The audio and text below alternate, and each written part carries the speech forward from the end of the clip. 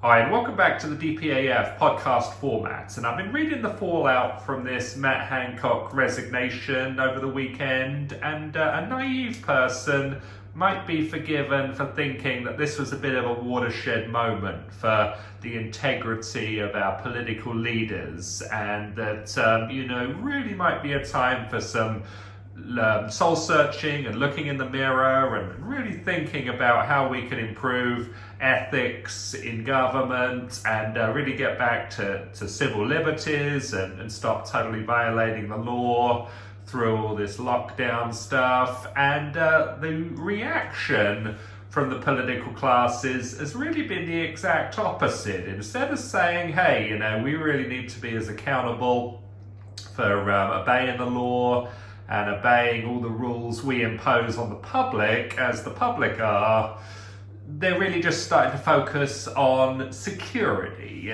We need to look into how this story was leaked. We need to look into who the whistleblower is. We need to look at how, this camera is in the office. And it's really a great example of how members of parliament and members of the political classes are annoyed about the surveillance state that they created. They were happy to have a surveillance state to spy on you. They're happy to have you shop your neighbours if they have 3 people over for a barbecue. They're happy to have you shop your employer if he's violating the Me Too movement. But if it's them that are breaking the laws, they don't want anyone shopping them. They don't want anyone whistleblowing on the political classes. The political classes are able to break the law. You are not able to break the law. The political classes are able to make rules for you, but not obey them themselves. And so what they need to do is they need to prevent surveillance on them. Instead of this being a moment where, hey, this is a time where we really need to look at the behaviour of all members of the political classes, because they're losing their authority over the people if they're not obeying the laws that the people are expected to obey, and if we're going to have total blatant double standards. This is the whole point of my channel, I suppose. I talk about an equal justice system, which is British law, but of course it's then applied unequally. And people say, well, David, look, Matt Hancock, he was forced to resign in disgrace. But, why aren't we pulling the audio and the video of all other members of the cabinet, all other members of parliament, all other members of the civil service? If you, the public, don't have the right to privacy, why does the government have the right to privacy? And this is their whole point. This is why they want to have cameras removed from offices. This is why they want to have audio devices removed from offices.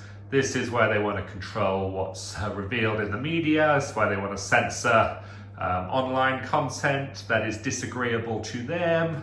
But they don't want it for you. They're happy to have you spied on. They're happy to have you tracked and traced. They're happy to have you cancelled and shamed, public hangings.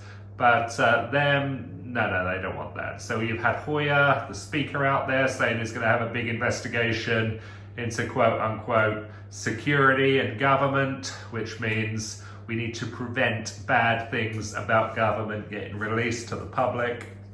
But they're not going to be worried about you.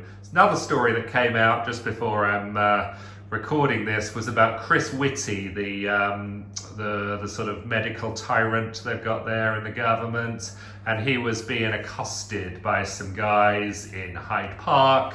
And again, the political classes were coming out saying it's absolutely unacceptable for high public officials to be accosted by the public. Boris Johnson did a tweet about it. But of course, what about you, the public? Is it wrong for you to be accosted by people in the park? Why can't it be equal justice under the law? Why isn't it wrong for every member of Britain to be accosted by people in the park or harassed by people in the park?